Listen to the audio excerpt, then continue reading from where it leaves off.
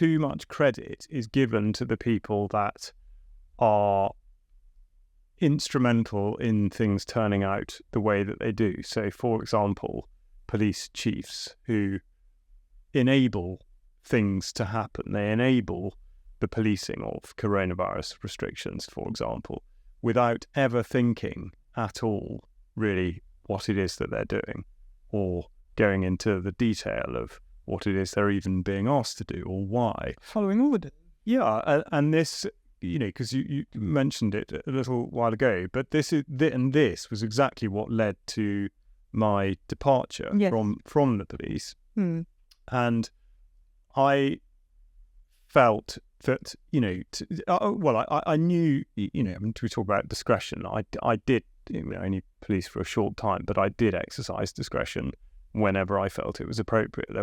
I did take a lot of actions that I saw others not taking, and indeed didn't take actions that I saw others taking.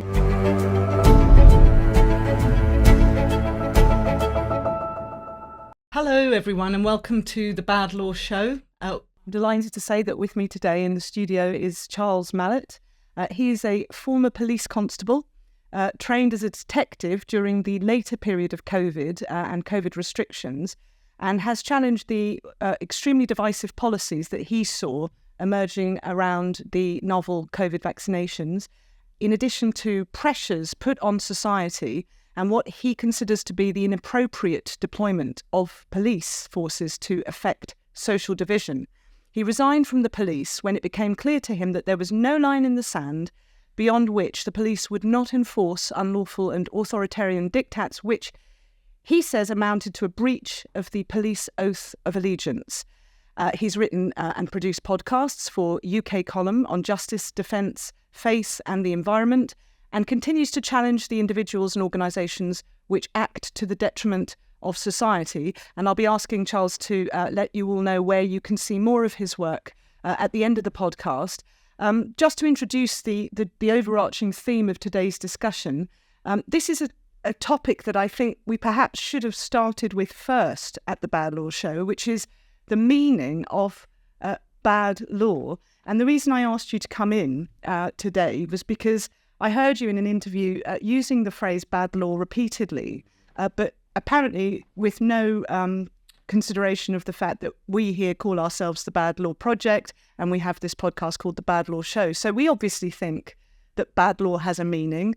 And I would just like to say that our understanding of bad law is not just about trolling Jolyon Morn and his Good Law Project, but actually independently of the Good Law Project, we here at the Bad Law Project have our own understanding of what bad law is and why it needs addressing. But I thought, given that we've come to this phrase independently, it might be fun, if that's the right word, to workshop for the audience what we both understand by bad law. We might agree, we might disagree, but maybe you could just start by talking about your police work and the various decisions you felt you had to take in respect of what you saw as going wrong with the police, and how that amounts to something called bad law. And is that something that we see repeated in other institutions across British society? But I'm going to let you get there in your own way. Thank you very much, Anna. Thank you very much for having me on. And I'll make a start. I mean, it is an enormous topic, and it will mean different things to different people. I think the reason that the phrase came to my head, particularly through a policing lens, was because the outcomes were so different from possibly the same start point, and there was far too much subjectivity and interpretation and potential abuses of the system that should, in effect, protect people, that I became increasingly sceptical. And of course, like you say, this was with the absurd COVID restrictions as a backdrop to everything that everybody was doing at that time. This was from sort of 2021, but it was really the way in which police training and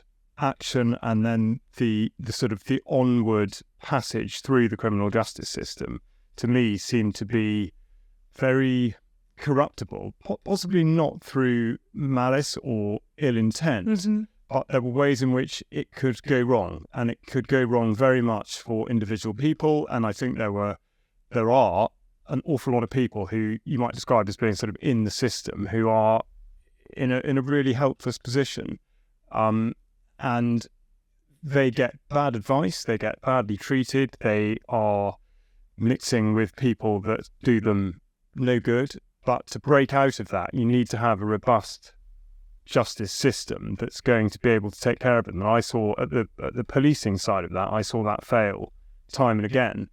But then, if you look at how that's possible, it's because the law that's been written in the first instance is far too, as I say, I don't mean to criticise by saying it's open, because I'm not saying that everything should be sort of watertight exactly. But I think there were so many areas in which, police could either take a shortcut or just, ignore this, or not really consider the individual, particularly in the case of the victim. I think an awful lot of it was more about what the police wanted to achieve rather than the outcome for the person that was being dealt with. And I suppose an example of that would be, say, somebody who's a victim of some sort of either domestic abuse or violence or something like that. And of course, the only way in which a prosecution can be made or somebody can be dealt with, an offender in that situation is so often, contingent upon there being body of evidence which can be used against them. But where does that evidence come from? From the victim, who knows that if they're going to do anything about it, the repercussions will be horrific, unless they are protected somehow by the police, which I'm afraid in an awful lot of situations they just weren't. And I think it was those sorts of incidents that made me look at the organisation and think, well, are people really thinking about this? Are they thinking about how they should be doing their job, how they should interpret this? And again, having referred to the sort of the COVID restrictions, that was absolutely case in point. I don't think there was any thought given to the sort of the how or the why.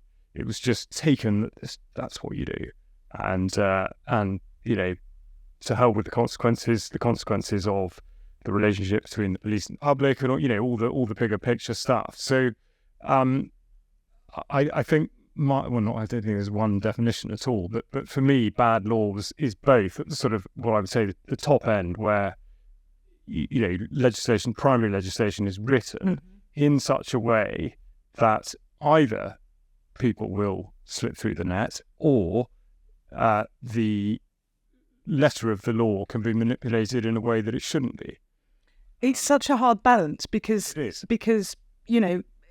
is a constitutional principle which all drafters should be aware of, that the law should be sufficiently clear and precise as to be an adequate guide, not just to members of the public who want to avoid committing crimes inadvertently, but also to those who enforce the law. That includes the police and the prosecution service. So we do take it as read that drafting will be sufficiently clear and precise, not only as to what is lawful and what is not, but what Parliament also intended when it drafted that legislation. Are you saying, in a nutshell, that bad law arises because you have statutory authorities which are sources of law, but you also have a culture of policing which is determined by various factors that are not rooted in the law itself? I mean, I'm sure people on the left and the right of the spectrum would talk about, for example, funding, or not enough police officers to go around. But there might be other cultural factors as well. And we can come back to COVID in a minute. But what sorts of factors determine the culture of policing such that the law itself becomes increasingly irrelevant? I think, one of the big things that I observed, and this was not really so much fault of training, it's rather what happens at the end of the training period, where people are then put into a shift if they're going on to response policing, which typically anyone who's just completed training will be doing. And I think that it's such a fundamental part of policing, or at least it's seen to be now, is the way in which the arrest is treated. The arrest itself, everybody thinks about the police arresting people all the time, which of course they do. But that's only meant to happen in a very specific set of situations. And if those conditions are not met, then there's not the necessity for arrest. And so it's not to say that somebody isn't necessarily either worth investigating or indeed possibly guilty of a particular offence, but they should be dealt with in, what you might call slow time. So they don't need to be chucked in the back of a van and wheeled off in the middle of the night. They could be called in for voluntary attendance interview. And, the whole thing can be rather more civilised. And I don't say that, because I think policing should be nicer or any of that sort of thing. But you think of the way in which you're really shooting yourself in the foot. If you're arresting everybody all the time, the administrative burden that comes with that is absolutely enormous. You're taking 2 people off the streets to deal with somebody, at least 2 people probably, taking them through the sort of custody process and all that. If you're pulling in, duty solicitor probably at that time, the whole thing ends up being incredibly inefficient. You're very unlikely to get the outcome that is good for anybody. And when you actually examine it, unless there was, a proper risk of harm or loss of evidence, then there's no need to arrest people. And it sounds really basic and sort of, almost pedantic, but actually it speaks volumes about the way in which police do operate, because there's no need, and yet nobody questions it. Everybody just goes out and does it, and it is as though it's an end in itself. And I think past the sort of the way that most police forces operate are that you'll have your uniformed police who are out on the ground doing that sort of thing, and once they've done it, obviously it does depend on the situation. Sometimes they will hold that crime themselves and they'll continue to investigate it, and I can come on to that in a second. Mm-hmm. Or it will go off to a separate department, either to CID or child protection, or depending on what the nature of the offence. But it's as though, right, well, arrest, bang, got rid of them, job done. And there's no real thought about, as I say, the individuals involved or indeed their colleagues.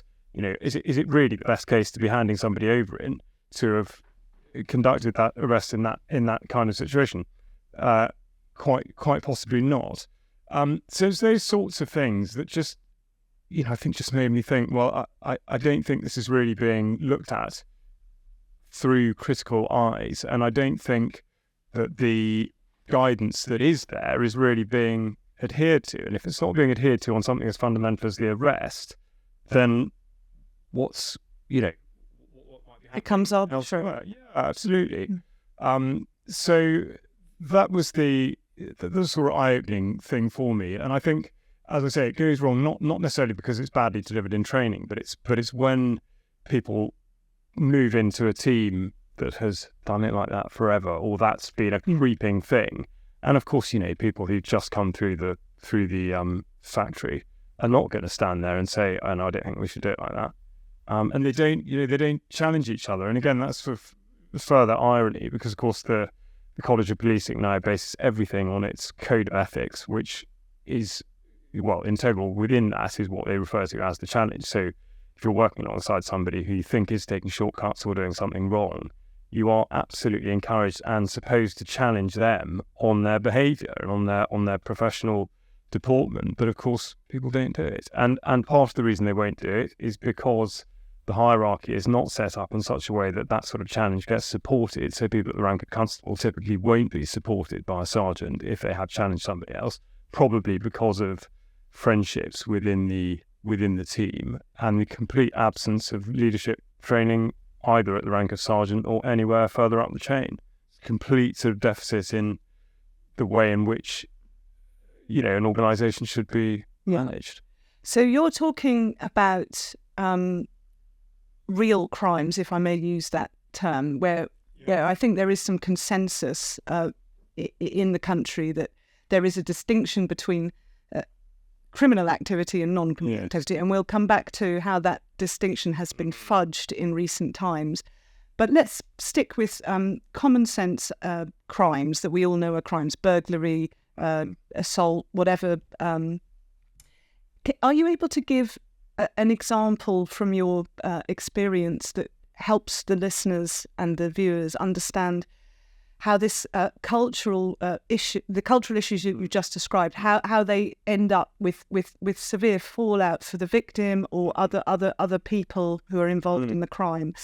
Just taking a specific example of a crime that you've seen or overseen. Yeah, absolutely. Yeah.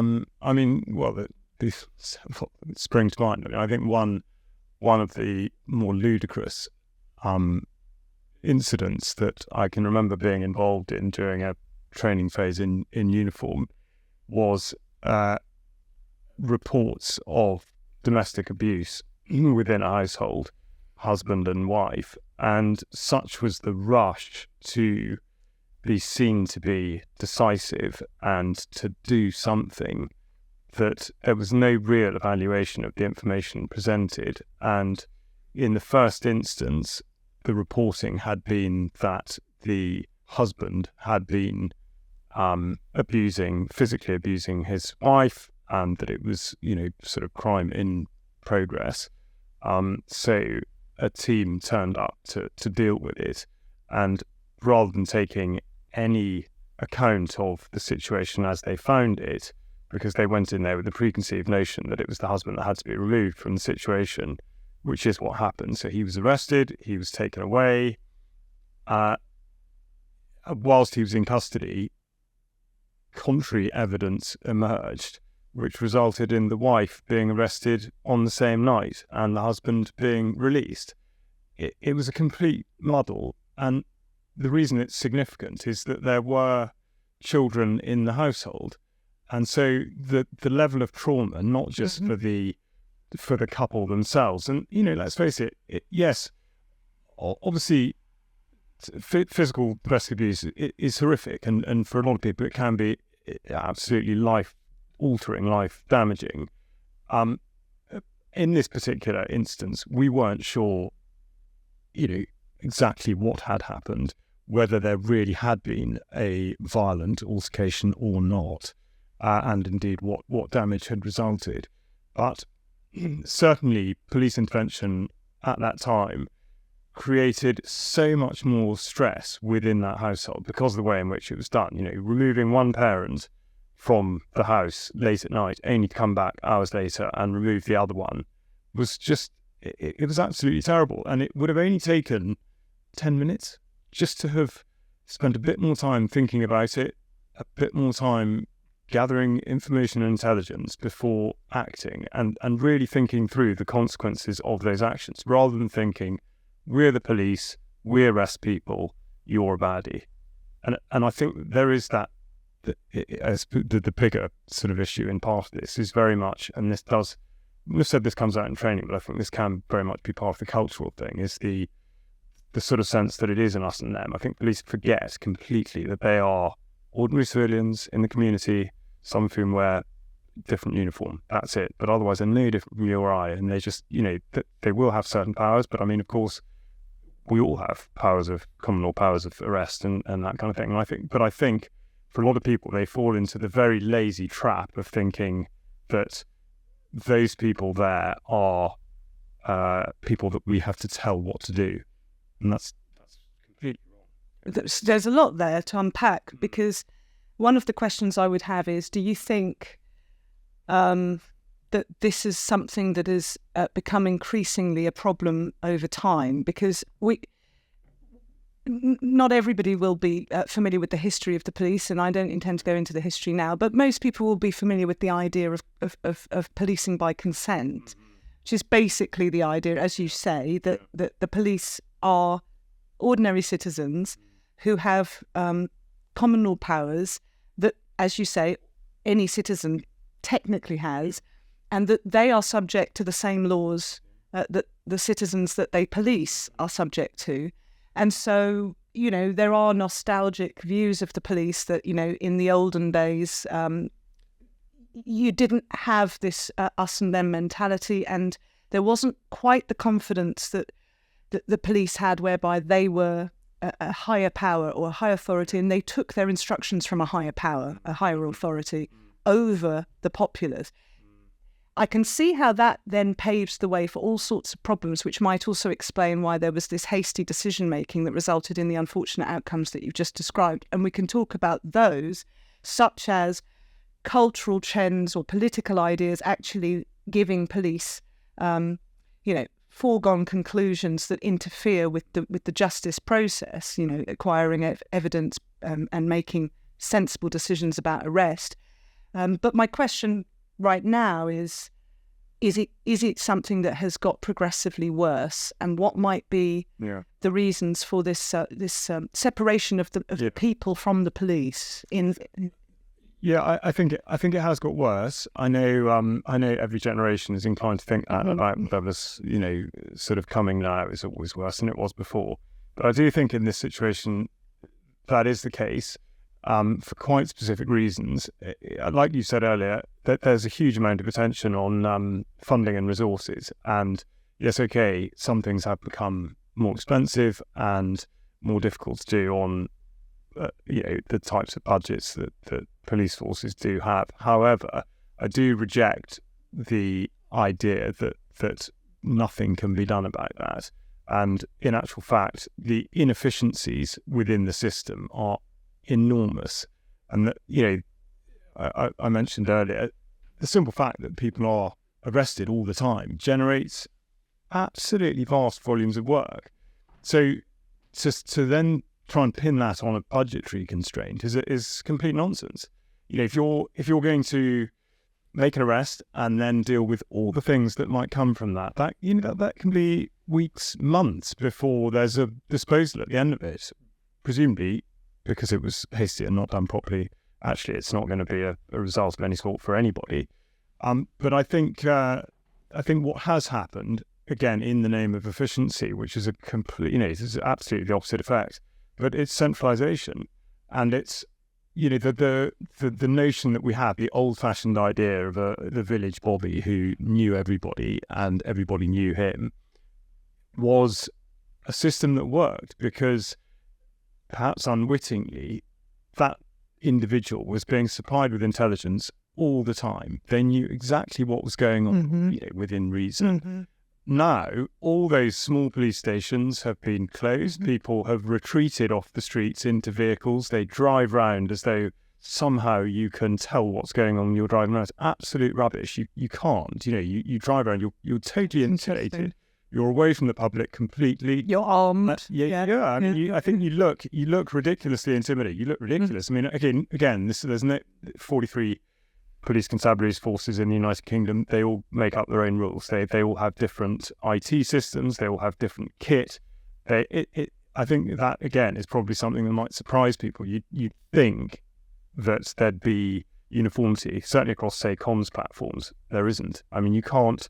And where I was policing big county, lots of neighbouring counties, all you really need to do to avoid necessarily being detected or have your activities focused on by the police was just to keep dipping from one county to the next. I mean, and I say that rather flippantly, but it really is a thing. There's very little interoperability between the counties. But that's so counterintuitive if we speak about centralisation. Well, yes, absolutely. No, true. So I suppose, yes, sorry. I mean, centralisation within a particular force. So it depends. You obviously, some of the bigger forces are mainly metropolitan, and therefore it's a slightly different thing. But I mean, I think in county forces where you have got, where there were sort of provincial outlying police stations which have been closed down and everything's been brought back and back and back, there are a lot of very negative consequences of that. But the main one is the breakdown in communication between police and the community. And so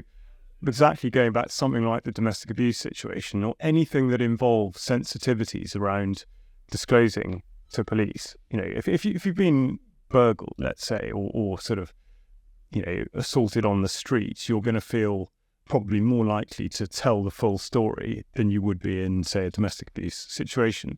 But if you're faced with somebody that you've never seen before, you have no idea who they are, and the chances are that if there's a second visit, it's going to be somebody else, you're to build up enough trust to tell your story is a big ask. Whereas, of course, if you're dealing with people that you've seen out and about, you know them, or at least your friends know so-and-so because they live next door to them or whatever it is.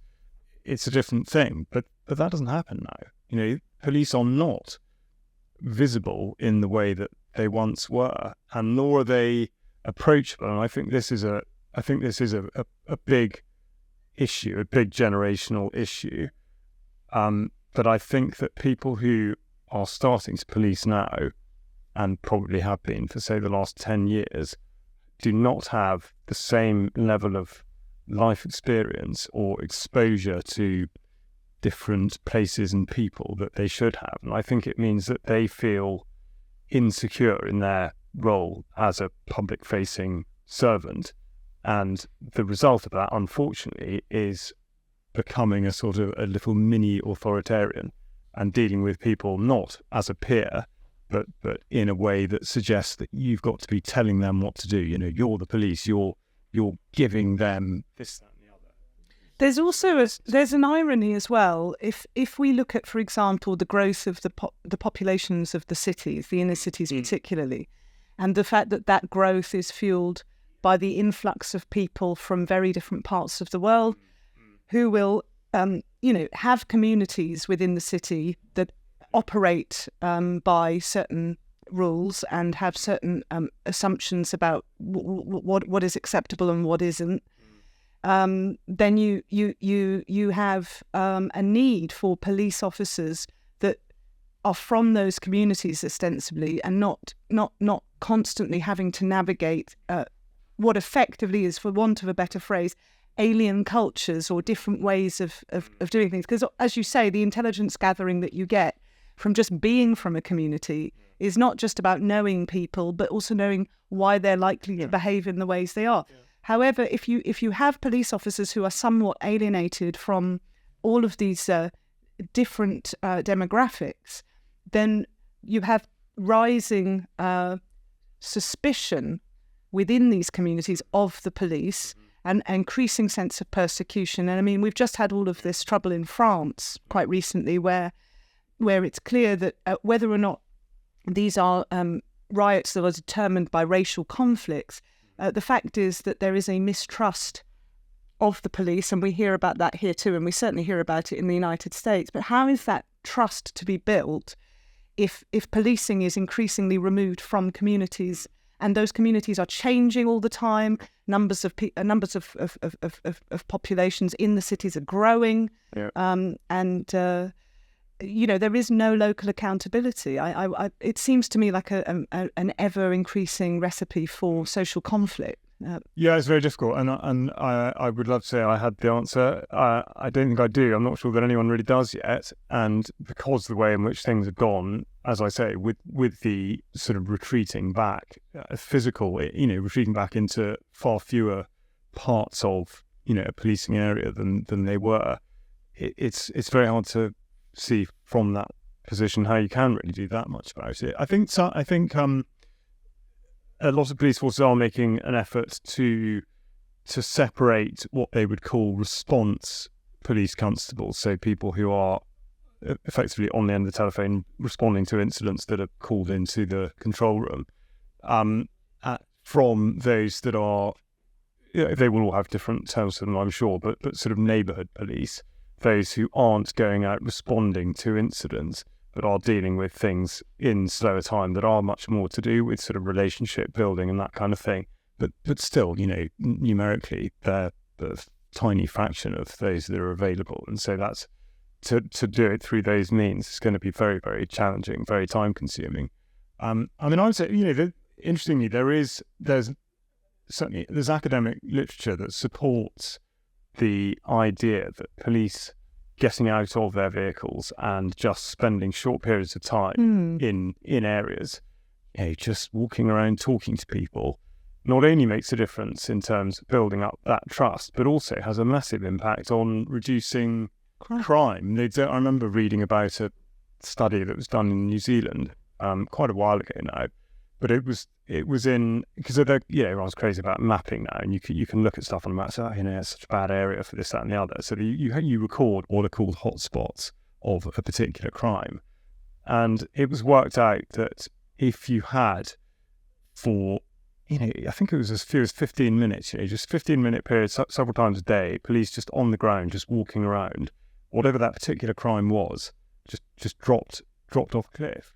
Of course, it's interesting. Well, it is interesting. You argue what you don't know, what the problem with sort of statistical analysis. You don't know whether so and so who was doing that has just thought, I won't do it here. I'll just go around the corner. So you don't know whether you're really changing the situation or not. But the fact is, there is a demonstrable change, and and yet there's such resistance to doing anything like that. I think people feel, and it's a cost-effective solution as well, isn't it? It is, yeah. You'd think so, but I think now the workload of the average police constable is such that they cannot think beyond what's right in front of them. The phrase used is carrying crime. So usually the way in which it would work, and again, this will vary by constabulary and force, is that if you attend an incident and whether or not actually it turns out that a crime or an offence has been committed, you would write up what's called a crime report, and that then has to be populated with all the details of what's gone on, who's been involved, and then from that there's a massive sort of paper trail in terms of communicating with the victim, which again is a thing that takes up absolutely enormous amount of time. I'm not saying that victims shouldn't be given due regard. Of course they should, but that shouldn't be to the point, or at least to such point that everything else gets compromised. But anyway, so that's a big part of it. And then they will have to go through all the stages of investigating and risk managing and all that kind of stuff, but they will hold on to it themselves. And so in a way, it's sort of potluck. You might find that in a sort of 10 or 12 hour shift, if you attended a burglary, a sexual offence and a stabbing, that suddenly on your desk would be all those things. There's no sort of sharing out, or at least you don't go to so-and-so who's good on burglary to deal with that particular thing. So it is a crazy way of making it work. But what it means is that everybody is so tied up with, when I say paperwork, of course, it's not paper. It's all digital. It's all electronic. But it's arcane in the extreme, and nothing can talk to anything else. If you're needing anything that goes further and is going to be generated for the Crime Prosecution Service, the form filling. We're all used these days to filling out stuff on the internet. You want to book an airplane ticket or something. You put your name and address in once. It gets carried through to every bit of paper or whatever. Not so with paperwork for the Crime Prosecution Service. You have to fill out in every single form, typing it out, the name, date of birth, crime number, case number, blah, blah, blah, on every single document. I know that, again, it sounds like a trivial example, but when you think, if you're doing that for sort of 17, 20 cases at a time, to have to do that on up to 20 documents, it's a ridiculous waste of time. And it's these sorts of inefficiencies. So again, we go back to the kind of funding thing, and you think, well, yeah, but if somebody just made one program that meant you could just put that information in once and it just goes across all the forms, because again, the copying and pasting of what happened, well, you have to type it out for this one, you've got to put it in the next one, put it in the next one. I mean, it's, I know it's sort of dull and trivial, but no, it's not, because it's exactly these sorts of things that totally frustrate the system, and more importantly, the ability of people to think. Interesting. Well, that's very interesting, because you're setting out a conundrum for people to ponder at their own leisure, which is, how does a more efficient system generate such inefficiency? And is efficiency itself the source of the inefficiency? Because, where you have expanding jurisdictions, administrative frameworks, you've got combinations of paper formats with digital formats. This is true of the law and the court system, by the way, where, 1 minute you're supposed to be sending paper bundles or receiving paper bundles. The next minute you've got to have it all online, and doing online hearings or physical hearings, and the relationship between these two different magisterium is not worked out. But there is inefficiency that is generated as this expanding administration grows in seeming power and strength. So I think that is a conundrum for people to think about. What I like about the humdrum nature of your description, but that's not to be insulting, is that it gives people a practical insight into the challenges that may play some role in problems that arise that the public see, which they are maybe won't to blame on political political failing or an ideological failing. I mean, there is mistrust of the police, and we see that in across the political spectrum. The police are demonized as being somehow, against a community. And some of what you're saying might actually help to bridge people's understanding of what's going on, and that there are practical, common sense solutions to this. I think so.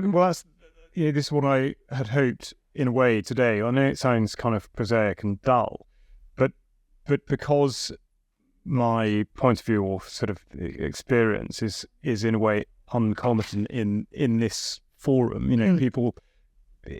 People talk a lot about the principles of things and the overarching sort of directions that things are going in and why and the influences, which is all very important. But that means it's very easy to overlook the tip of the spear, which, let's face it, is in most respects that is what the police are doing on the ground, or at least the threat of what they might do. The COVID restrictions being an absolutely brilliant example of that. People generally fell in line with these ridiculous rules because they didn't want police to come along and muck about with their lives. So even if realistically no one was ever going to turn up at their house and start, sort of opening up the bushes and seeing how many people were in the garden, it was the threat that could happen that made people think that they would not break the rules, which is, it's ridiculous. But actually, when you look at it from a policing point of view, I do want to come on to the political. Yeah, absolutely. No, I'm not going to. Because I'm not. I'm not suggesting that what I've said is that these are not the only reasons why things are like they are. But honestly, if you were to stop, you go out to the street and stop a police constable wandering around, if you're lucky enough to find one, or town a car, and say, how's it going? How's work? How are you dealing with it? And I guarantee every single one of them will use the expression that they are swamped. They will tell you they are absolutely swamped. They're on their chin straps. They're broken. The morale is so low because they are given such poor tools with which to work and so little direction, supervision and top cover by the people that are meant to be running the organisations. And that's where we get to the political bit, because you think, well, why does that happen? How on earth can that be? Why don't people at the rank of sergeant or inspector at least look at these guys and think, I've got to do something for them? And it's because of the intense pressure that they get from above to follow the latest ridiculous diktat or knee-jerk response to whatever it is. And the one, the one that, anyone who's heard me speak about any of this before will be familiar with is the violence against women and girls, which, look at the volume of work that's been generated as a result of what happened to Sarah Everard. There's no doubt that it was absolutely horrific, and seems more so because the offender was a serving police constable. Mm-hmm. But it's nothing to do with the specifics itself. I don't want to detract from that, because it is horrific, and I would never say otherwise. But the point is that it has been used, that incident and admittedly one or two others have been used as a way in which a sort of a new focus and a new pathway has been found, and indeed a new sort of funding avenue, despite the fact nobody has any idea whether any of these initiatives are either needed or effective. Yeah, exactly. And this violence against women and girls. First of all, there's a sort of inherent suggestion that therefore men are somehow not to be trusted, as though violence against men doesn't happen, which of course is ridiculous. It's also suggesting that there's a spike in violence against women and girls that was not there before, which again is not true. I know one has to be very careful with statistics, but when you think that, let's say with sexual offences, a significant percentage of sexual offences are reported to police well after they are supposed to have taken place. So the idea that we have any sense of accurate data on well, frankly, any offences, but particularly violence against women and girls is ridiculous. So you can't have a sort of statistical basis for saying there is an epidemic in violence against women and girls, because for well, it's gone into the media, so therefore people have thought, okay, well, I will go and report it now. Well, there could be any number of reasons for something looking like it's an epidemic, but the point is that what it did do for a lot of police forces, probably all, was to jump straight in as the number one force priority. So everybody's carrying on their jobs thinking, yeah, okay, well, at the moment we're really dealing with burglary and county lines, drugs, or whatever it is. Suddenly, violence against women and girls comes in the top of the thing because it's been front and centre in the media, social media, everywhere. And the hierarchy that is decides that they have got to do something about it because they feel that they wouldn't be able to deal with the flack if they didn't. And it's which is exactly the same way in which the Black Lives Matter thing played itself out, or Pride. Again, we've sort of discussed this a little bit before, but any of these apparent agendas that police appear to have sort of jumped on are, first of all, damaging because they are political and they should not be in any way with police involvement, but also they're to the detriment of the things that police either were or should be concentrating on. That leads very nicely to a tricky discussion. You've done a very diplomatic job of making clear that what you're not saying is that violence against women and girls is not a problem, is not an issue, and shouldn't be considered as important because it engages the criminal law, right? So, but once you have these priorities that are driven, as you say, by the political zeitgeist or media coverage, you get this unusual. I mean, it may have always been this way. I'm not in a position to judge, but of course we've only had social media for a relatively recent period of time, and these priorities can be very driven and very hystericized very quickly. But what you get is this idea that because a community or a group of people have been identified as vulnerable, for whatever reasons, right or wrong, the crimes against them are worse. But this goes against a rational, objective and non-partisan approach to crime, which is if somebody has their bicycle stolen or they're sexually assaulted, to use a more dramatic example, that crime is a crime of equal stature to a similar crime, no matter who the victim is. And I think there has been some feeling gathering over the last few years in this country, and of course in other Western countries as well, that we're getting to the point now where if somebody is let's take being spat on in the street, just to use a fairly benign example of an unpleasant, potentially criminal act. If that person being spat on is black, that could potentially engage the concerns of the police as a racist offence, even where no racist element is involved or no racist language was used. Similarly, an assault on a woman might be seen as a potentially more serious crime than an equally serious.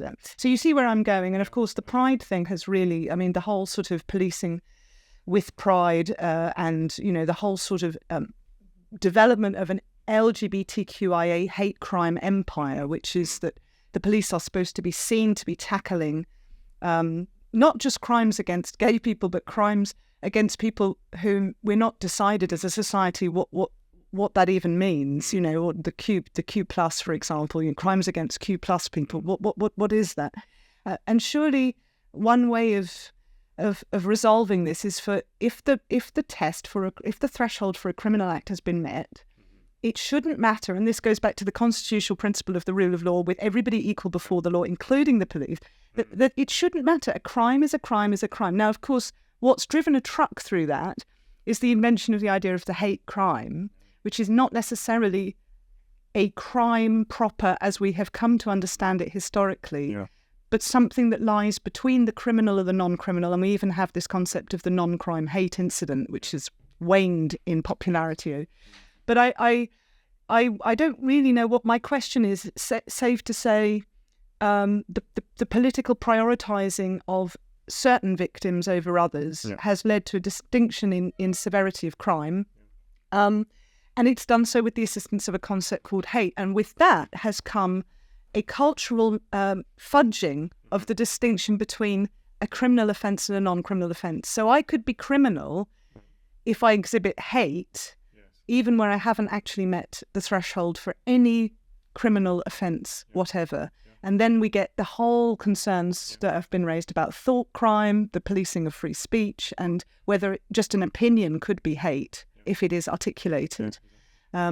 I don't know what your thoughts are. No, well, I mean, I mean, sorry to be so...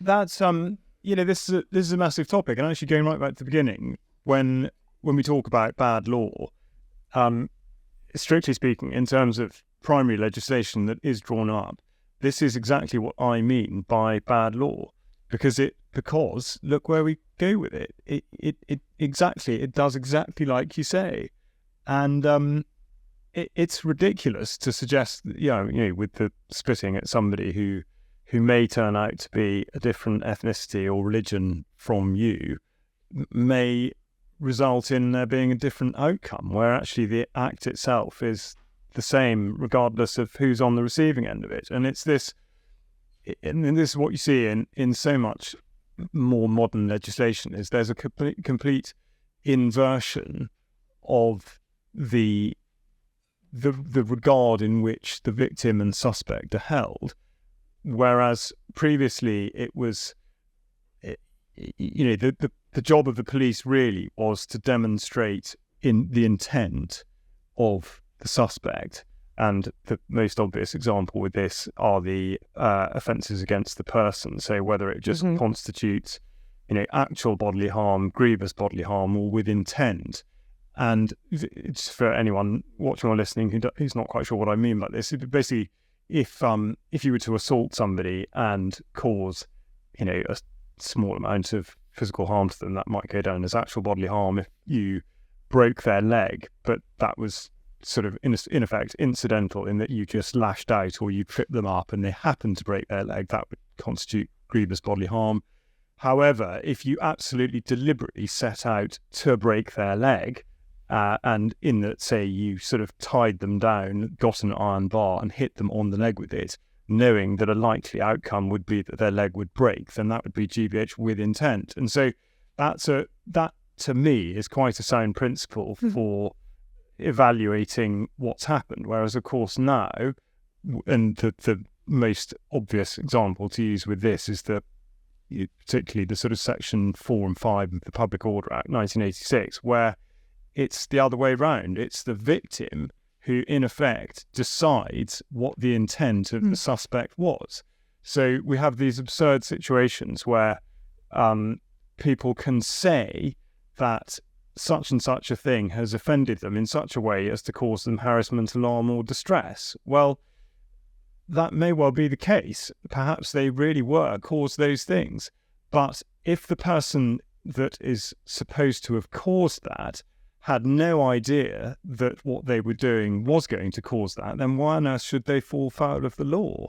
And is it really for police to balance? And this is where we get stuck with something, sort of on the human rights side of it. You are sort of prioritising one person over another. You're not being objective about it. If you're saying just because somebody was offended by something that therefore someone has definitely done something wrong, for me that doesn't make sense. And again, to give a good example of how the law itself is so completely muddled, one of the ways in which you can fall foul of this particular legislation is to put up, say, a poster that's deemed to be offensive on the inside of your window. And if somebody on the street is to look in the window and see it and say there's something that sort of pertains to race or sexuality or whatever, any of the things that people want to get offended about nowadays, then that can constitute an offence. But if for the sake of argument, that is seen from a neighbouring property to the side of your house, it may not be an offence.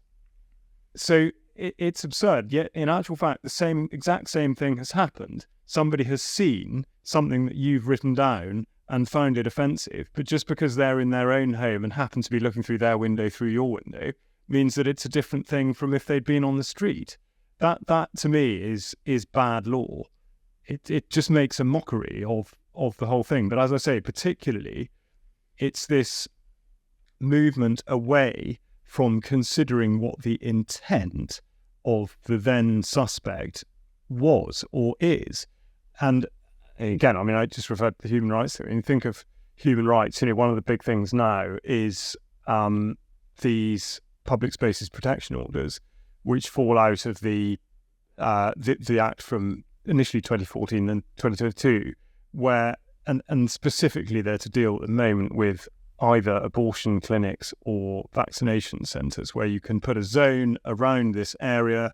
The local authority can decide and delineate a zone within which they can prohibit or enforce certain activities. And if we take the example of the abortion clinic, the way they phrase it is to prevent either approval or disapproval of the abortion clinic or anybody using it or working in it, in order to avoid a detrimental effect on the local community.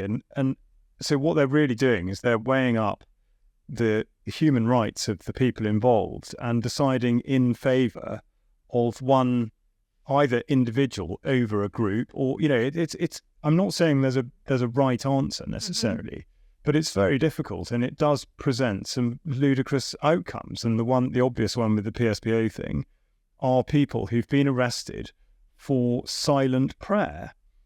And I mean, I wonder to an extent whether this is a confusion and an oversight that's actually been, people have been too embarrassed to admit they didn't actually stipulate silent prayer, and so therefore, they'll just pretend that they did mean prayer of all natures. Although actually I know I'm wrong in that, because I know that there is background to this, and that silent prayer for quite some years has been highlighted as something that is of concern, because it's supposed to stigmatise and bring shame upon the person who's going into the abortion clinic. But I mean, how can one really say that the presence of somebody outside an abortion clinic or even near it, like within 150 metres, can really be infringing upon the human rights of an individual going to that place? And the reason I ask that specific question is that to determine whether or not an offence has been committed, you have to ask the person whether they're praying. I mean, it is absolutely mad. And yet these things go through, they have public consultations, and they get supposedly accepted by the public, and they're put in place.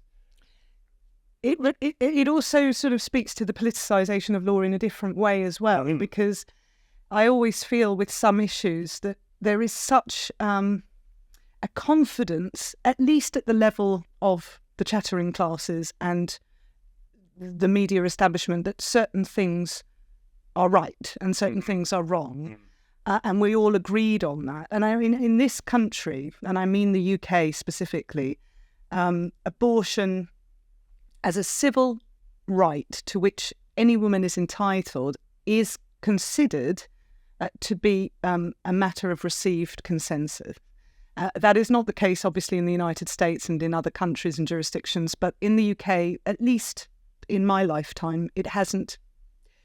We haven't had a presence, a powerful presence in the public domain that speaks against abortion as a woman's right. That is, I think, changing for reasons that I don't want to go into. And because abortion is seen as an absolute right, then you can have the discourse about intimidation of women going in and out of a clinic, and the obvious fall guy is the person outside who is an intimidating presence. But if you shift the issue away from abortion in the spirit of fairness, and you say, for example, we don't have Guantanamo Bay in this country, but imagine there was a detention centre. Well, we do have detention centres for asylum seekers and so on.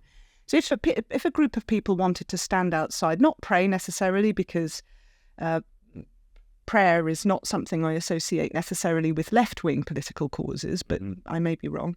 But if a group of, say, activists who want to draw attention to the plight of asylum seekers in the UK were to stand in silent protest outside, it wouldn't be at all apparent, I think, to a common sense left-leaning liberal that they were doing anything wrong. And any police attempt to suppress their right to protest would be seen as abhorrent. I could give another example. Labs where animals are being experimented on. People tend to feel more strongly in this country about puppies than they do about any other human beings. But where there are extensive experiments going on monkeys or dogs or cats, it would be quite within the current zeitgeist an acceptable thing to do to stand in peaceful protest, and I emphasise peaceful. So the question I'm trying to get to is it inevitable that we live in societies where we take for granted that some causes are worthy and therefore there are additional human rights and police protections accorded to those who support those causes? Is it inevitable that we just wait for the sands of time to shift and the political causes to shift, and then the police behaviour will shift, but it will always be on one side of the argument? Is there really such a thing as an objective right to protest, to peaceful protest? Is there really such a thing as an objective right to express an offensive opinion in the name of freedom of expression, and expect that would be respected on all sides of the political spectrum? Or is it absolute naivete? And even if it is naivete, is it not a healthy sign that democracies openly try to work towards at least the semblance of objectivity and impartiality, so that justice can be seen to be done and that all are equal before the law? Or are we? I mean, I'm thinking about the Nazi jurist Carl Schmitt, who I read extensively when I was a PhD student, because I wrote on jurisprudence and the history of law. And Carl Schmitt is obviously someone who was a signed-up member of the National Socialist Party and very much a keen supporter of Hitler. And his work is very provocative because he makes the argument that under a National Socialist legal regime, there's no such thing as objectivity in law, because there cannot be. It's always what the Führer says that is the law. And any attempt to say, well, what about, impartial law and the rule of law and equality before the law? He says these are liberal fantasies, and they will be proven to be utterly unsustainable when reality hits home, and then you get pure law, which is the law of the Führer. Now, it's really, really provocative because, of course, nobody wants to think that they live in anything like a Nazi state. But I think what his point was that it's all a fantasy. The idea of objective, impartial policing, the objective, impartial justice is a fantasy. Nonetheless, I would want to think that there is something achieved by trying. Mm-hmm. I think there has to be. Yeah. Absolutely. But no, I'm afraid to say, I think you are absolutely right. I think to find ourselves in a situation where that level of objectivity is found and clung to is impossible. I don't really see that it's ever been any different from that. I mean, anybody in a position to be making law or meting out justice will always have some sort of influence upon them, whether they necessarily know it or not. So I think it is terrifically difficult. But just look now at how people speak. I mean, when I say people, I suppose I mean even members of Parliament you hear speaking about free speech as though they know what they're talking about.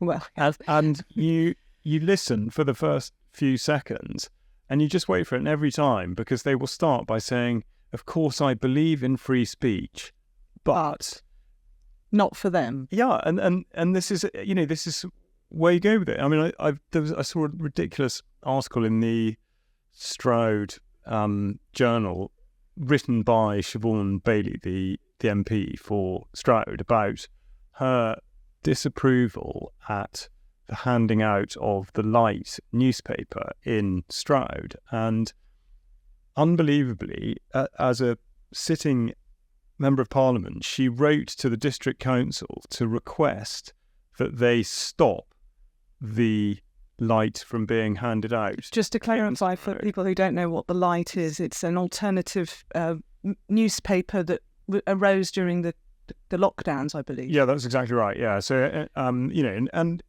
okay, fine.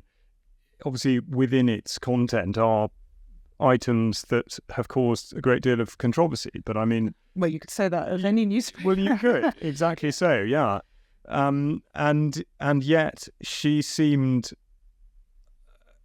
sort of oblivious to the absurdity of making such a request. And then, she went on to explain that whilst the District Council said that they wouldn't stop the Light paper from being distributed, quite rightly, she had then been invited by a group of people to go along and do a sort of ritual tearing up of the newspaper in a public place, or whatever it was, and she thought about it long and hard, and she said while she absolutely supported them in doing it, she wasn't going to take part in such an event, because she was a Member of Parliament. But to have written in such terms just demonstrate, she's definitely not the only one. So I'm sorry to sort of seem like I'm picking on her, but it just sort of stuck in the mind. But she just doesn't get it. She doesn't understand it. And so what hope really if there are people sitting in Parliament contributing to the making of laws, or indeed the direction that government policy is going in, that of course then rolls down and infests the minds of serving police, then how do we ever get to that point of objectivity? Of course, from a policing point of view, you're supposed to be able to exercise discretion, and so this is exactly what, when you come back to the whole thing of whether or not somebody's been caused offence, or whether something is a hate crime and that kind of thing.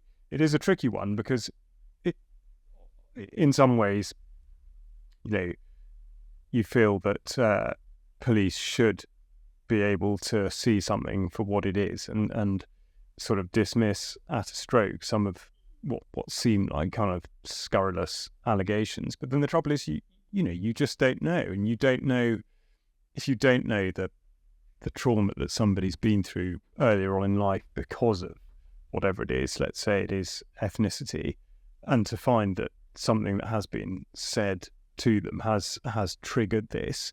Who are you really to dismiss their concerns? So I acknowledge that it is a difficult area, but no, I mean, I think to get to that level of objectivity is terribly difficult. And actually, the other thing, of course, you have to talk about, and you did, but it is not just the media, the sort of the legacy commercial media, but social media, which is now, it's just sort of more pervasive. It's everywhere all the time. But also, like the conventional media, insofar as you choose which publication you're going to pick up today, social media is in effect the same, because you will either follow or subscribe to those people that are giving content that you want to receive. And I think that's, again, a huge problem across society. Their minds are made up for them. People just want to be steered through all aspects of their life without any thought at all. Yeah, you mentioned that earlier when you were talking about the administrative weight on individual police officers and teams, that the swamped nature of their work, and having to deal with faulty systems and perhaps unthought through systems, is itself producing an unthinking workforce. If we look at the police, and I don't mean to be disrespectful to the police at all, but I hear this also in other professions, that teaching, for example, they use the same language of being swamped and having boxes to tick and paperwork and all of these objectives they have to meet, and that detracts from the business of teaching.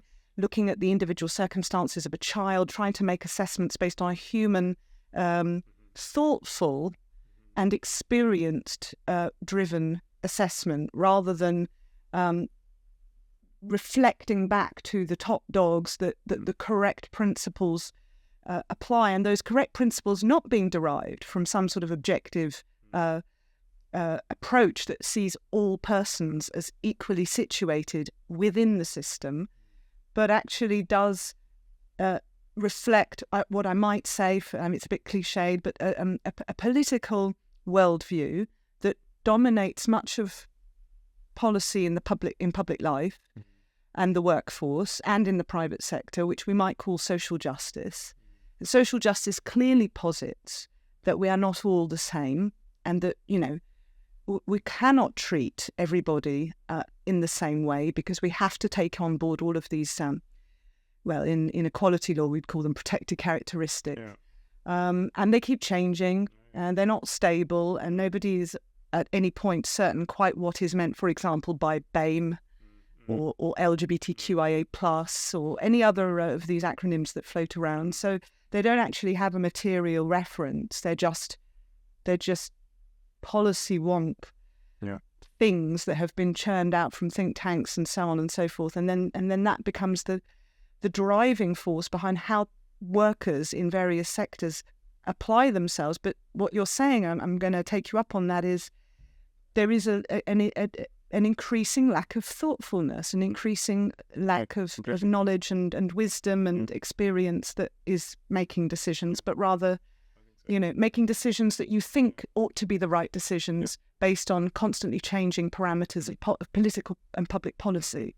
I think that, for me, is bad law. Yeah, absolutely, and I totally agree with that. I think it's no coincidence that's happened at a time where parliamentarians are increasingly professional parliamentarians, and they don't, they haven't gone off and done interesting things elsewhere. I mean, okay, a lot of them have, and I can't, obviously can't generalise completely, but there are, it started some time ago, but I think there's a generation of people who've come into politics who have only ever really been interested in that, probably for the wrong reasons in the first place. And so I think that's never going to turn out that well.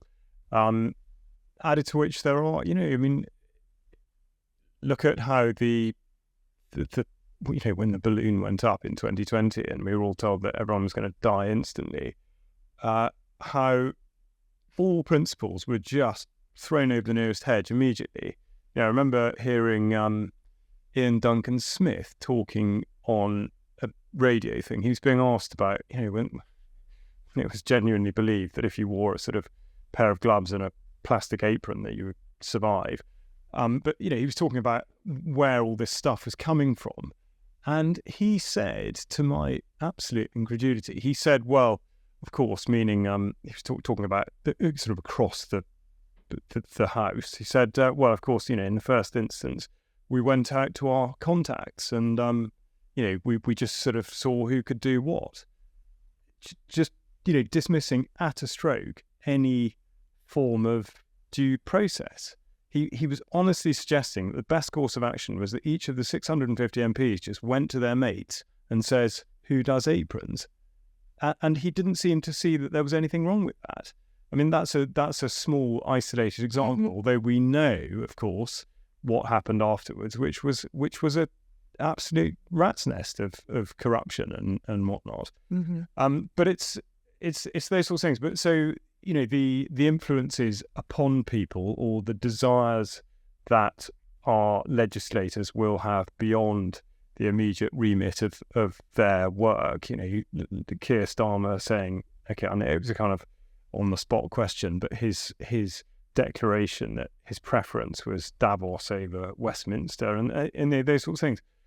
To look at those people as being there either, first of all, to represent their constituents or acting in the public interest, you have to take that with a fairly large pinch of salt. I mean, look at how few over that 3 and a bit year period have actually stood up and said anything of substance and integrity. And if I'm not suggesting we do really sort of take the lead from them, but we should be able to. We should feel like they don't come across as a class, a political class. They don't come across as thoughtful, I have to say. No. And I do think that matters, because it does. If everybody's saying more or less the same thing in response to, the same thing, then of course the public are going to rightly ask, well, what distinguishes that party from that party, and what makes my local MP, available to our specific local concerns, over and above what's been declared at the international level as a priority. I mean, how do I get, my local concerns heard if international priorities and objectives are going to always come first, no matter what? And it does, I think, result in a perception by the public that the public themselves don't matter.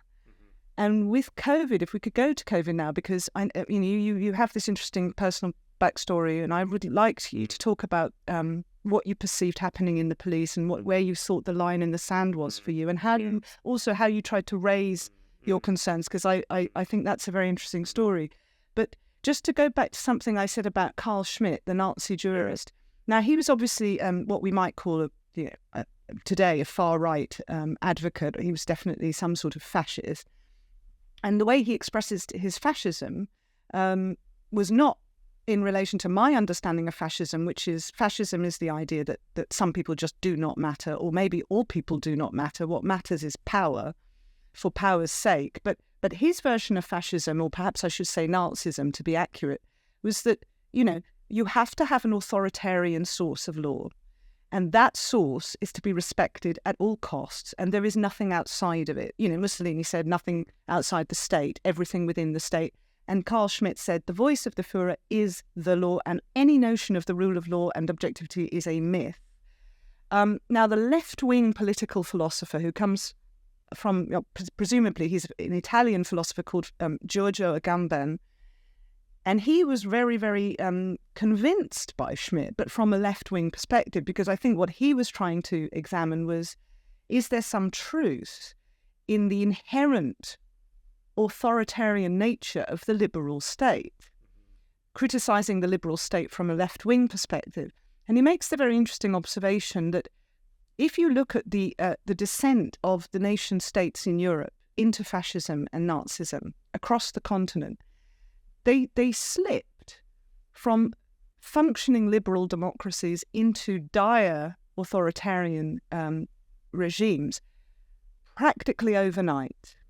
And the way that they did that was to declare an emergency, which war is, and war always will be. And, what I saw with COVID, and this was very troubling to me, was that, first of all sources of law moved from Parliament to Downing Street. So journalists, instead of standing around outside Parliament trying to interview politicians and so on, they stood outside Downing Street and they were waiting for manifestations of the Führer to come out of Downing Street and declare the law on a day-by-day basis. And so when you talk about these trivialities of life that could not possibly have ever been considered criminal offences, such as not covering your face here, not standing in this space there, sitting on a park bench, drinking a coffee, having a person over, going to visit an elderly relative, all of these things, which by no stretch of any imagination ever in the history of law could be considered criminal, and never have been to my best knowledge, they were declared criminal offences, quasi-criminal offences, which brings us back to the distinction between crime and non-crime, but they were declared sanctionable offences by a spokesperson who came out of Downing Street, whether it was a medical expert like Chris Whitty, or whether it was Matt Hancock, the Health Secretary, or whether it was Boris Johnson, the Prime Minister. Their utterances were at that moment the law, and people would put their televisions on to find out what they could do tomorrow. Yeah. And as you say, the rule of law was something that had to be suspended like that.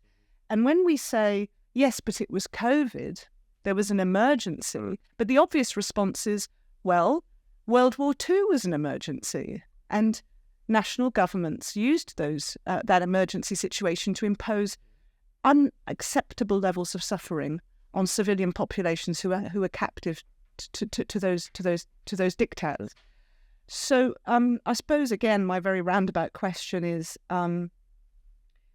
COVID for many of us, irrespective of what we thought COVID was all about in the long scheme of things, the actual way it was dealt with told us a very unpleasant truth about the society that we live in, that it is capable of dissent. And I would just use that as the segue to your own policing narrative and where you drew the line and what you thought was wrong and how you raised your own concerns in your capacity as a serving police officer. I mean, I suppose my start.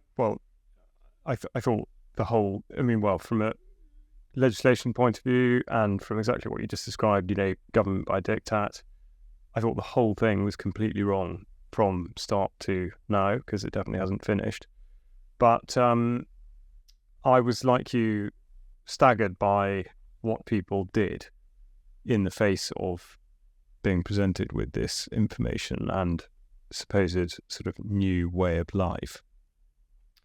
But for context, I think people have too readily forgotten what had happened exactly 20 years previously with the Terrorism Act 2000 and the liberties that people surrendered overnight in the wake. Well, I mean, okay, that was before the September the 11th situation, but no one ever got. Again, that was an emergency. No one ever got those freedoms back. Now, not just airports. So a lot of places you can't go into without being made to feel like you are in some way a threat to other people.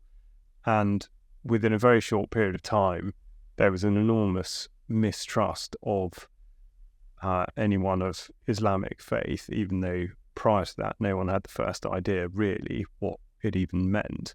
And yet suddenly Muslims were all dangerous, which was obviously completely preposterous, but brilliant, because it to be able to divide and rule on that basis was very clever, and also enabled an awful lot of political and geopolitical warmongering in other parts of the world without anyone ever thinking to question it. You look at now how people are so ready to support Ukraine, apparently on the pretext that, well, it could be us next, or they're so close, or Putin's such a baddie, or and to express any sort of skepticism about this immediately makes you a sort of Putin. There are no anti-war protests anymore, are there? No. I mean, it's completely extraordinary. But I know that seems like a bit of a sidetrack. But the point I'm making is that the degree to which people are conditioned and programmable now is terrifying, and I think it is worse than it was even 20 years ago. As a tiny anecdotal example, on my journey up here on a bus, I'm sitting in traffic, and I looked out the window, and there was a young lady standing at a pedestrian crossing with a little red, the red man telling her not to walk. And for the purposes of the story, it could just as easily have been a young man, but it happened to have been a young lady. Anyway, over the thing where you press the button on the side of the road to make the machine give you the green man, there was a cover saying this crossing is out of service, which she obviously hadn't seen. And we sat there for probably 5 minutes, and I just observed her, and not once did she look left or right to see whether there was any traffic coming. She just stared at the little red man. What an interesting... Which, of course, never turned green because the thing wasn't working. There wasn't actually really any traffic, and it was only coming from one direction anyway, but she was completely oblivious, and she just needed to be told by an automated contraption what to do and when to do it. It was totally extraordinary, and yet I think it speaks volumes about the way in which we live our lives today. And so to find that in early they were sort of getting everyone ready for it in 2019, but to find that everybody was absolutely prepared to dive into an apparent public health emergency and do whatever was required, no matter how ridiculous. There was no line. No, and I think again, this. So from a policing point of view, one thing that I well, actually two things that I talk about quite a lot, which I think are very significant, are these. One is that we all saw those absurd reports or videos of police taking stuff out of people's trolleys in supermarkets because it was non-essential. And arresting them in the Peak District. It's obviously not funny, exactly. Arresting the police, all that. Okay, that is outrageous stupidity and more than. But the instances when the police were there saying, you shouldn't be in so-and-so's house, or fines for this, that and the other, what people perhaps forget or don't realise is that police were there in the first place because they'd been called by neighbours. So when we talk about Europe in the 1930s and whatnot, I'm afraid to say that all too readily we slipped exactly into that position where people were reporting on their neighbours, even their families, because they believed that it was, I'm sort of struggle to utter the words that it was the right thing to do, but there was something that compelled them to do it. And that is totally extraordinary. So whilst I accept totally that the police did attack it with a horrid amount of zeal, but a lot of those incidents were generated by members of the public, which is another sort of disturbing facet to it. But the other thing, which I would say is of far greater significance, is that when the Coronavirus Act was drawn up, and just to actually very quickly, I might.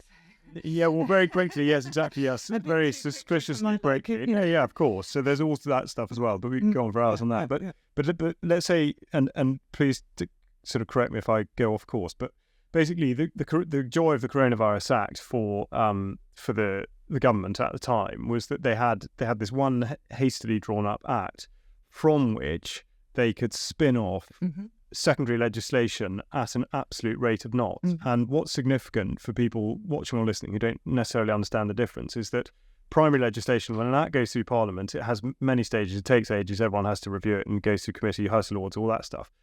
For secondary legislation, to put out a statutory instrument diktat, you can go through either positive or negative process, one of which goes through Parliament before it comes into effect. The other one, the negative process, comes into effect before it's ever scrutinised by Parliament. So it's an absolutely brilliant way of doing it, because you get the main bit, which might be less controversial, through Parliament, where it does need parliamentary scrutiny, and then everything that gets spat out as a result of it is never scrutinised, or at least by the time it's scrutinised, everybody thinks, oh, well, there might have been something wrong with it, but so what, let's just leave it now.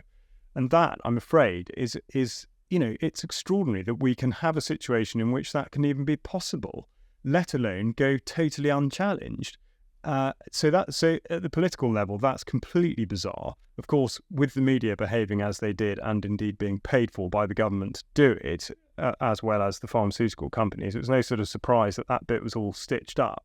But of greater surprise, and I would say greater significance, is the fact that when this legislation, guidance, policy, call it what you will, came out, it was up to individual chief constables to decide whether or not they were going to make an operational commitment to it. So there was a briefing paper that went into the House of Commons library that specifically dealt with, it was called Enforcing Coronavirus Restrictions, and it gave guidance, or at least it gave an outline of the guidance that had been given to chief constables, which was to say, in effect, that it's up to you as to whether you want to commit any bods to this or not. And that will be determined by your view of the apparent public health situation in your area. Well, you can't have it both ways, because going back to, although I dispute your description of him as an expert, or indeed probably a medic, but hearing from Chris Whitty that blah blah, we're having a wave here and a wave there, and then all this just stuff that frankly I thought was completely made up, but still the suggestion was that something was passing from person to person and therefore from region to region. So how is it that the entirety of the United Kingdom was under the same threat or risk from the same thing at the same time, and therefore had to be policed on such a basis? It doesn't make any sense. And also, going back to what we were talking about earlier with the resources, funding, staffing, workload, all these huge constraints. Why on earth, as a chief constable, anyone within that orbit, would you say, yeah, we'll do this as well? Why would you do that? Especially when the ability of the government and its media sources to communicate this message to people and to say to them, we think you're going to die if you do such and such. What was it about that instruction or that information that made police think, no, I don't think they've really got it. I think we're going to have to step in here. I mean, it was totally and utterly extraordinary. And although it's there written down in black and white that was the guidance they received, of course, as we know, none of the 43 chief constables did anything but divert all their resources to it, completely redo their operational system, their rotations, everything changed on the basis that, in effect, that the public, whose consent they require to be policing in the first place, couldn't be trusted. Or was there more to it than that? Was there, in actual fact, enormous pressure from behind the scenes that we haven't seen written down that resulted in this outcome? And was the guidance drafted as it was to make it a discretionary decision by individual chief constable, drafted in that way precisely to prevent there being any accountability down the line? Because when there was a judicial review of the decision to close schools, yes, the position of the government was it was the school's decision. Yeah. But of course, that is not the impression that teachers had. It's not the impression that the public had. When we were told the schools were closed, we all assumed, whether we were happy about it or not is something else, but we all assumed it was by government diktat. But of course, when you tried to hold the government to account, it just slipped through the... Absolutely, yeah. No, I mean, I'd say it was done very cleverly, and I think it's something that Laura Dodsworth has dealt with very cleverly in her book, The State of Fear, because it's exactly what happened. I mean, I called it gold plating. It was that the government would put out enough information to give people the sense that there was something they should do. And yet, exactly like you say, when they did it, the government claimed no responsibility for having made them do it in the first place. And that again speaks to the constitutional principle of accountability within, the rule of law, that there has to be a decision maker who can, I mean, it's a basic public law principle, isn't it? Where there are decisions made, that decision maker has to be held to that decision. Yeah. And but I think, to answer your question about policing and the way it was policed, I think there were a number of issues. I think, what exactly happened in terms of direct communications from, say, the Home Office or any other sort of government entity directly to police forces or to chief constables, I don't know, and there's not really any point in guessing because it happened anyway, and it probably would have done anyway. But whether or not there was any communication of that nature is in a sense neither here nor there. But what did happen, like I say, is that everything changed, and I think it was, it's unbelievable to say, but I think it was regarded as being quite exciting for police. It was a new tasking. You got new kit. You had all this horrid sense of drama, gelled. And again, I think people would have come out of this with some seriously sort of weird after effects. But watching people douse themselves in hand sanitizer the entire time. It became an obsession. I would watch people do it, and whenever they went into somebody's house or in or out of a vehicle, they would cover themselves. The genuflection in church. Yeah, it really was. But this is it, and this is So it was or is a cult. It absolutely is, and this is why I talk about the effect of media and social media, because in actual fact, by the time police were told, right, well, we're going to be doing something about this, we're going to be forming sort of COVID teams and we're going to be doing this, that and the other, everybody had been primed to such a point where nobody was going to question it, even though it meant absolutely destroying their sort of professional life. I mean, they couldn't concentrate on things they wanted to get done. Everything fell apart, but it was in some way sort of exciting because you were part of the movement. Well, you see, I've represented clients in disability discrimination cases. I do quite a lot of disability discrimination, And there were people who couldn't wear face coverings at the time because of various conditions, asthmatics, people with history of trauma, autistic people. I've covered quite a few of such cases, and they're basically the same on the facts. What happens is you have an employer who says, cover your face because of COVID, and the employee says, I can't, and they say, right, well, out you go then, and then the employee pursues a disability discrimination claim. Now, what's really striking, and it really has messed with my head for the reasons that I suppose the policing policies messed with yours, is that the government, again, was quite careful to make clear in its face covering regulations, which it issued through statutory instrument, that because there was a certain period of time where they were mandatory in retail for customer facing roles, and on public transport and in other specific designated spaces, they were mandatory. But they weren't mandatory if, and here comes the exemption clause, if for any reason a person cannot cover their face covering. Sure. And of course, with the Equality Act in mind and disability specifically. And of course, these clients relied on that exemption clause. But what was common across the board was that the service provider who refused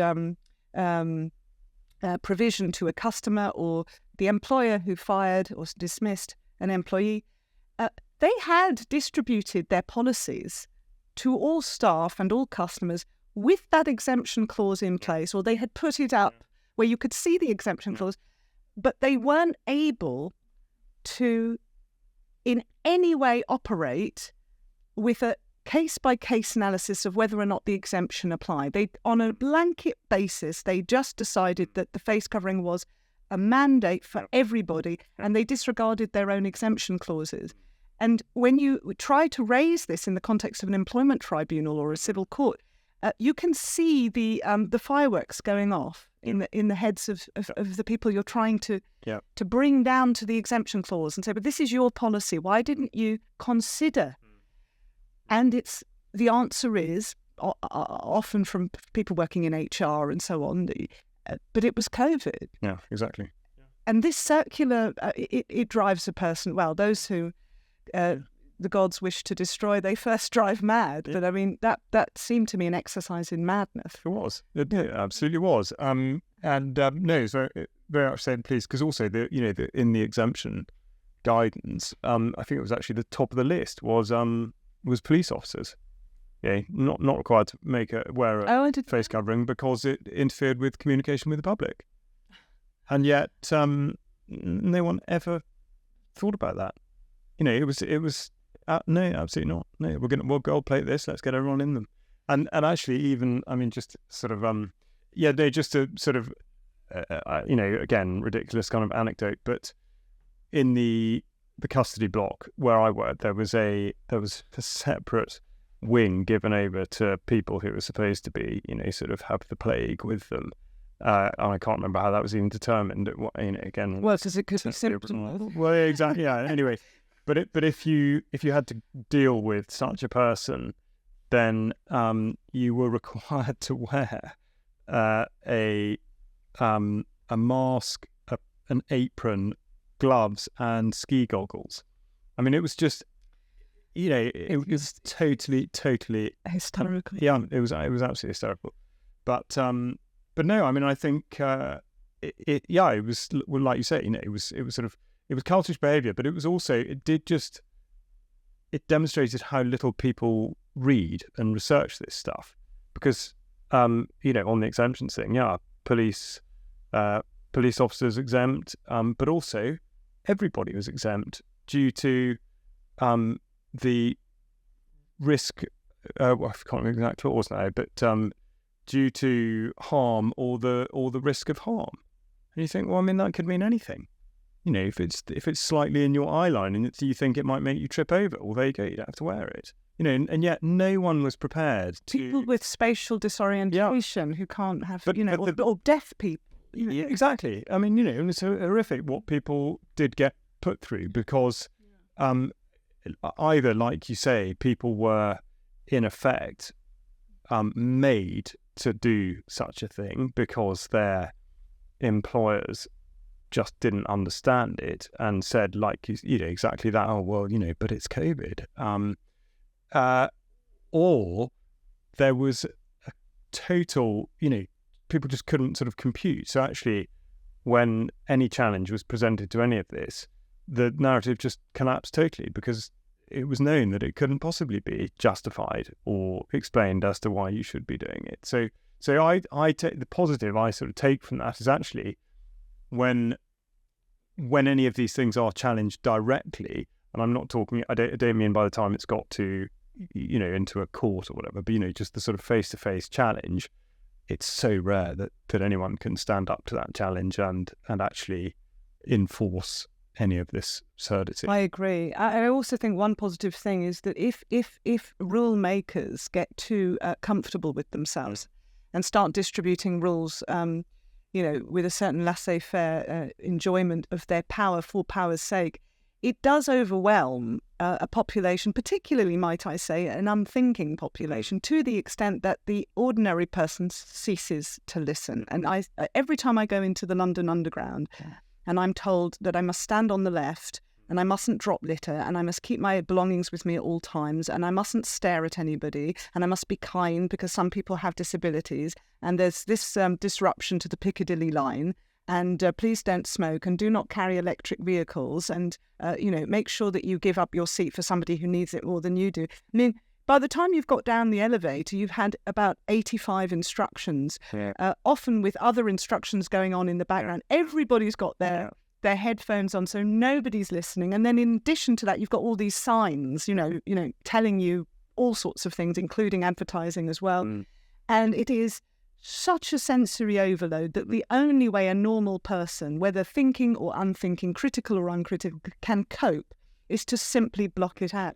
And their power authoritarianism has a major problem, is that it can only do so much, but if it starts to claim a total control of the individual or the populace, it will start to be slowly ignored and quietly subverted. Yes. Yeah. And obviously, I say obviously, I imagine anyone sort of listening and watching will be hoping for exactly that outcome. I mean, there will be other ways in which I think we can get there, and I think we do have to cling to the belief that we can get there, and that this is worth sort of fighting against, and that the ground we want to occupy is worth fighting for. But I think too much credit is given to the people that are instrumental in things turning out the way that they do. So, for example, police chiefs who enable things to happen. They enable the policing of coronavirus restrictions, for example, without ever thinking at all really what it is that they're doing, or going into the detail of what it is they're even being asked to do or why. Following orders. Yeah, and this, because you mentioned it a little while ago, but this was exactly what led to my departure from the police.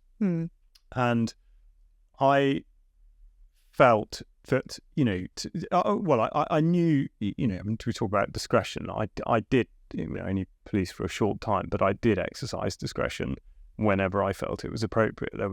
I did take a lot of actions that I saw others not taking, and indeed didn't take actions that I saw others taking. And, and I tried as much as I could to really think about what I was doing.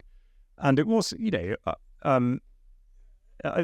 sounds like a slightly self-centered kind of story, but it was very interesting to see how the public responded to thoughtful behaviour. And I can think of a lot of instances where, there was some sort of violence, scuffle, tension, whatever, that almost universally could be completely de-escalated by just talking to whoever it was on an equal basis, with no sort of agenda or aggression, or no sense that you were trying to tell them what to do.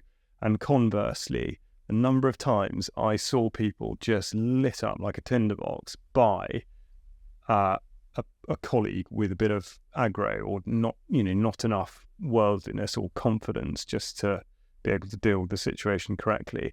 And before you knew it, that was somebody kicking and screaming and being bundled into the back of a van for no good reason. I mean, it was absolutely horrific.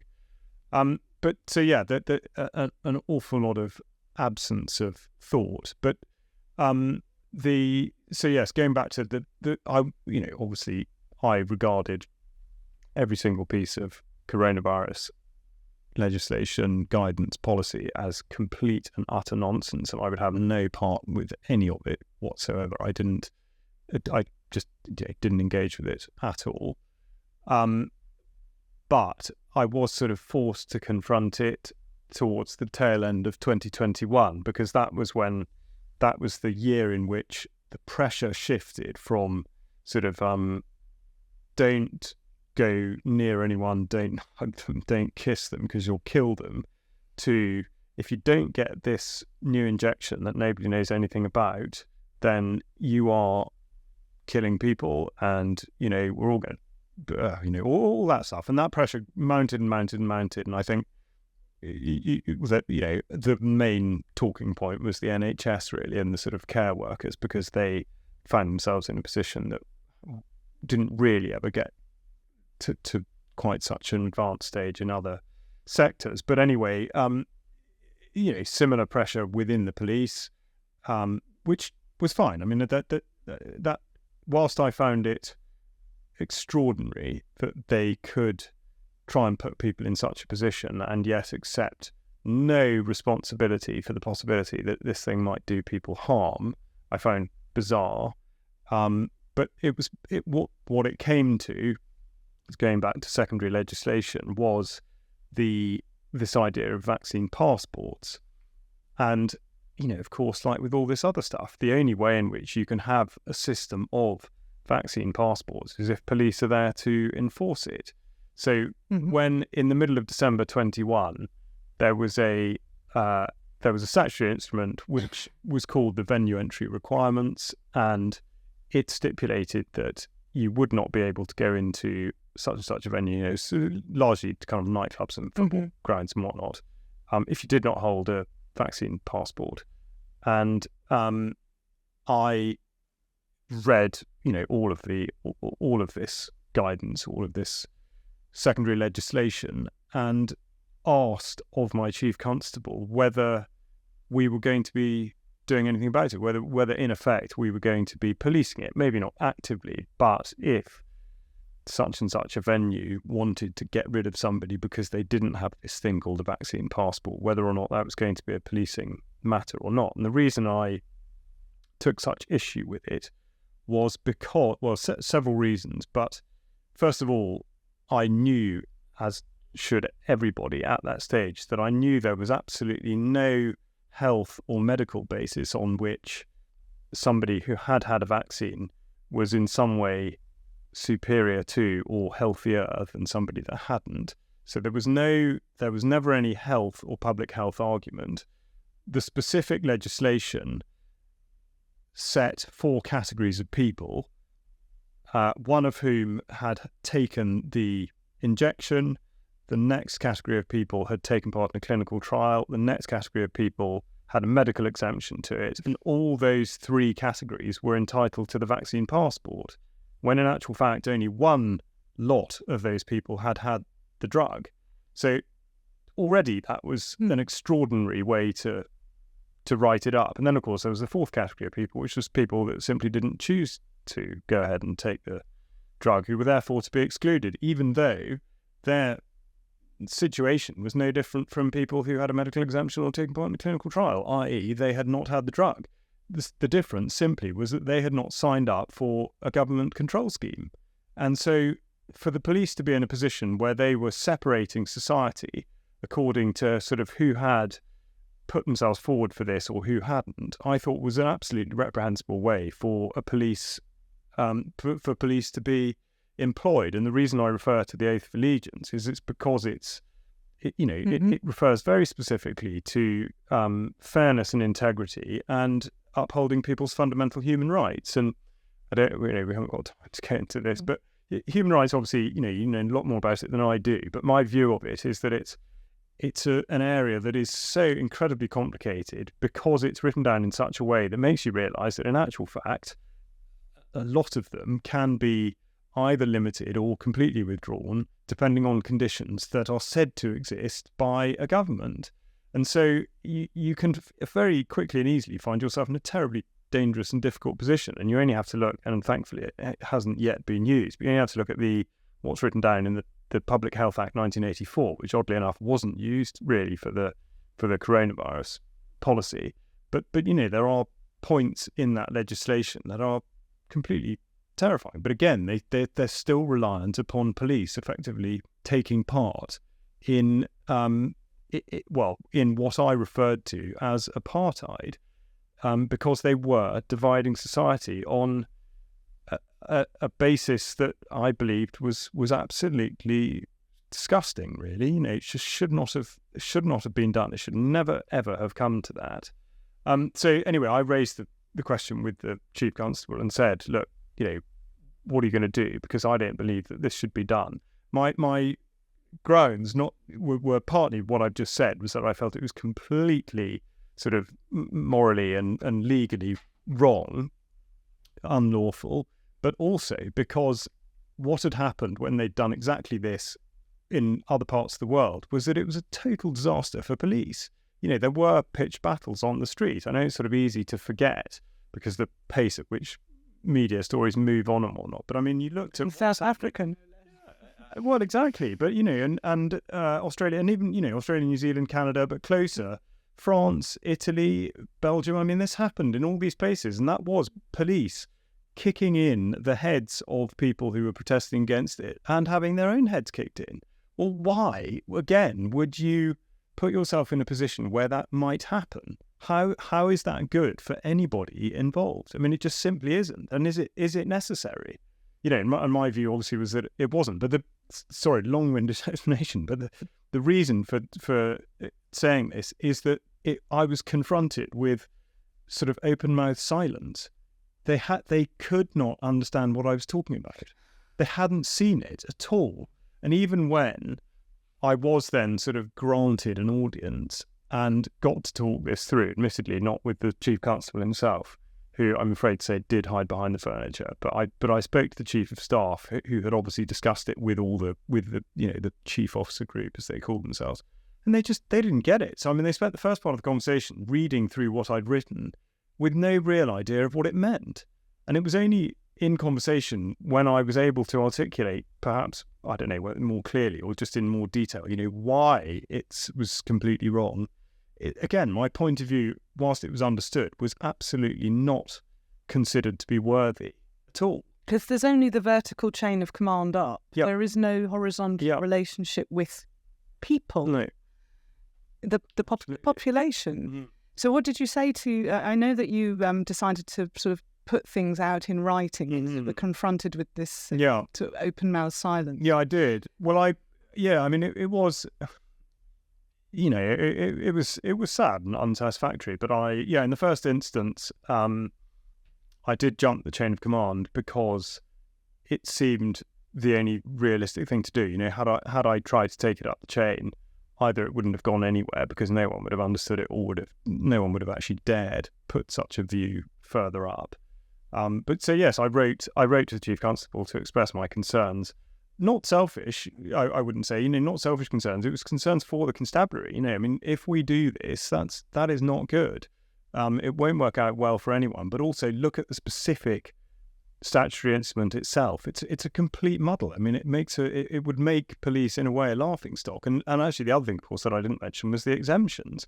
So, like all these things, whilst it required the vaccine passport and therefore sort of the apparent charade of health, or whatever you want to call it, but exempt from such a requirement were staff at venues. Yes.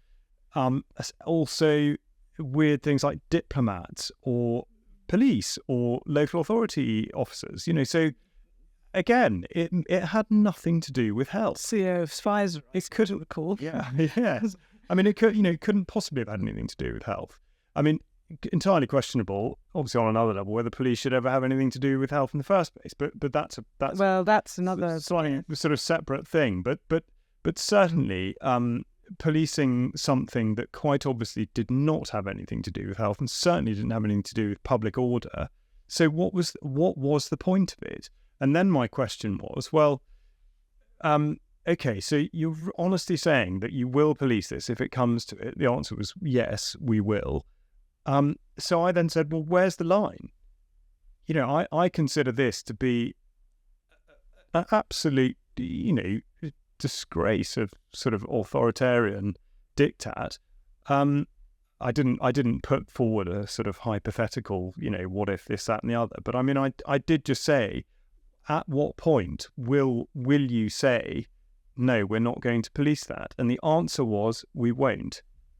We will take the guidance legislation as we find it, and we will deal with it. Well, at least we know where we stand. Yeah, we do. Because I mean, I looked at the coronavirus regulations, and obviously when they were published, I took an interest in the wording, and I noticed that there were clauses which seemed to deliberately fudge the role of the medical officer with the role of the police officer. Because if you were, I don't think it was ever enforced, thank goodness. But there were clauses in the original regulations which stated or stipulated that if somebody were thought to be a public health risk, they could be detained by a police officer in a place where they could then be supervised or examined by a medical officer who would instruct the police officer on what the risks were. But because it wasn't technically an arrest, there would be no right to have a legal representative, because you're not actually being detained for unlawful behaviour. You are being detained on public health grounds. Now, when I saw that, I did have very strange sensations, and I did worry actually at that point for the future of my country. And I have to say, I'm relieved that for some reason that wasn't something that was put into practice, but it's there. It's there. No, it's there. Absolutely, that's the danger. It is there, and this is the thing. So many other things are also there. I mean, like I said, the Public Health Act 84. There's an awful lot of stuff in that which is terrifically disturbing. If it were, well, I know, yeah, exactly, yeah. But so yeah, the big question is what to do. And I think that, certainly the one thing not to do is to give up and imagine that's that, and that we can't do anything about it, because we definitely can. We absolutely can do something about it.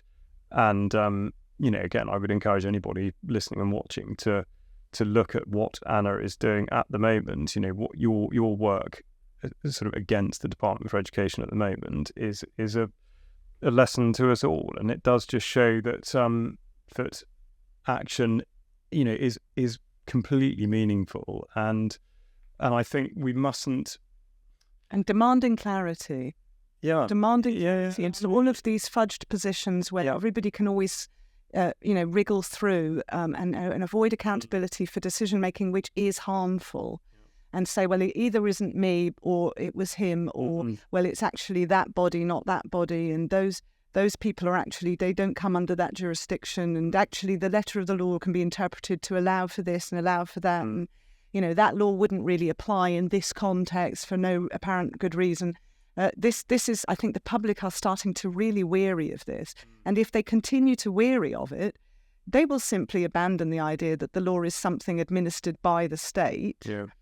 And they will do what they have done in previous historical eras, which is to run their own jurisdictions through locally appointed persons that they do trust, which is, it brings us to a sort of Sicilian approach. I know, but it's a really interesting point. There were two things. Well, first of all, I would just say that I think we mustn't give up hope. We mustn't forget that actually challenging any of these things is worth it, because if we adopt the attitude that it's just drop in the ocean, if everybody thought like that, obviously nothing would ever happen. And yet, if we all thought differently, then the response, what would happen would be seismic. And I think that's how people have to think. You have to think positively. And linking that to police, which obviously has been a kind of theme throughout this discussion, people mustn't be scared to criticise if required, but to engage with police, but also to complain, because it's very easy for police to demonstrate no apparent problems with the way that they carry on, because they don't have an audit trail linking complaints to such and such an activity. So to view the situation like, well, I'm not really going to bother because nothing's going to come of it. Okay, fine, nothing may come of it. The fact is it's logged in the system and it goes down as a complaint, and it means, and these things do get looked at, So I think, and not just with policing, but with anything, you do have to make your views known. You really do. And I think people are sort of, can easily be a bit dispirited and forget that there is merit in doing something. Yes. Like that. And some people may also feel that they don't have a view, and to which I would say you do. And if you don't feel if you feel you don't have a view, then you haven't thought. Because if you put energy into thinking, why is this necessary? Is it necessary? Is it proportionate? Does it seem to be actually achieving the objectives that it says it's set out to do? Or is there another objective in place? And ultimately, am I morally okay with what I'm being asked to do or what I'm being asked to accept? And this is something that if you don't engage that conversation in your head throughout your life, irrespective of what sort of society you live in, I think you've surrendered your right to, you haven't surrendered your right to be a human being, you are a human being, but you've surrendered the best part of what it is to be human, which is your agency and your capacity to know things for yourself. So think, come to a view, and then, as you say, make your views heard, and there's hope for us all yet. And it's been such a pleasure. I feel like we could talk a long time, and I know that the producer is sort of giving me sort of strange looks to say, is this going to go on all night? He's probably got something to do this evening, but I could talk to you all day. I really appreciated your time, and I think we'll keep this conversation going because there'll be more to discuss in the future. No, well, thank you so much. That the viewers and listeners have taken away something about what we both mean when we say bad law, and maybe if you have ideas about how this concept could be refined and elaborated and bring examples, then we'd love to hear from you. So let this be an ongoing workshop of a very important topic. And thank you very much, Charles, for your time. No, thank you very much, Anna. Thank you. Fantastic. Bye.